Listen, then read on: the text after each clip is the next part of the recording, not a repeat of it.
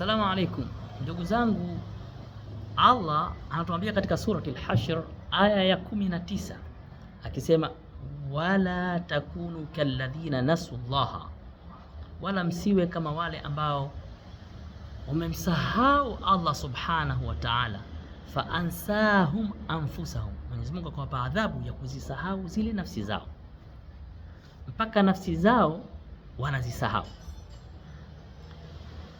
Mwenyezi Mungu akawasifia hao watu, ulaika humul fasiqun, hao ndio watu mafasiq. Katika misiba mikubwa na balaa kubwa, sio mtu kupata maradhi au kuwa fakiri au mengine tunayoyafikiri, lakini msiba mkubwa ni mtu kuisahau nafsi yake.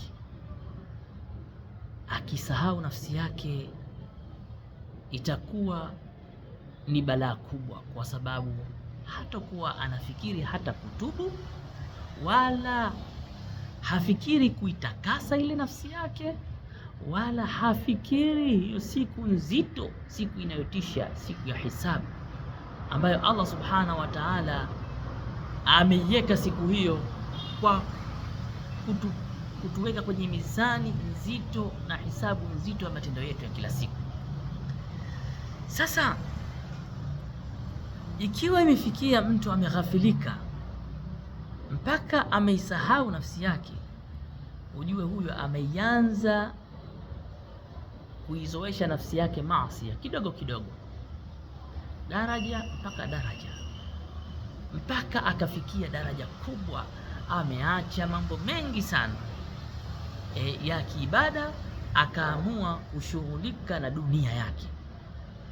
Ikiwa ameona bora, maana ule ni ugonjwa katika moyo, anaweza kuwa na gari yake, anashughulika na gari yake vizuri, anaipamba, anaisafisha, anaiosha, anaishughulikia kupita kiasi, au magari yake, lakini anasahau kushughulikia moyo wake. Na moyo ndio kitu cha thamani kikubwa ambacho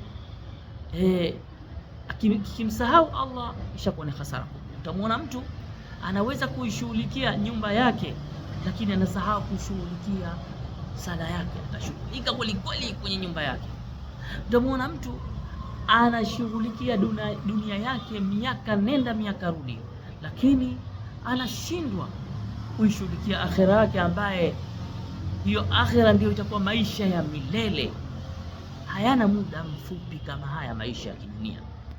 Kwa hivyo mtu akifikia katika mambo hayo, ujue tena ameshaisahau nafsi yake, ameshaisahau kabisa nafsi yake, na yupo kwenye hasara kubwa. Na mtu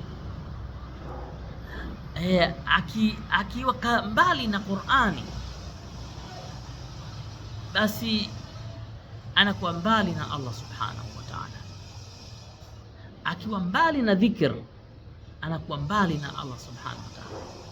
Inafikia anakuwa mbali mpaka na amri za Allah subhanahu wa ta'ala. Akifikia mambo haya ameyasahau, basi aiogope nafsi yake kushinda simba.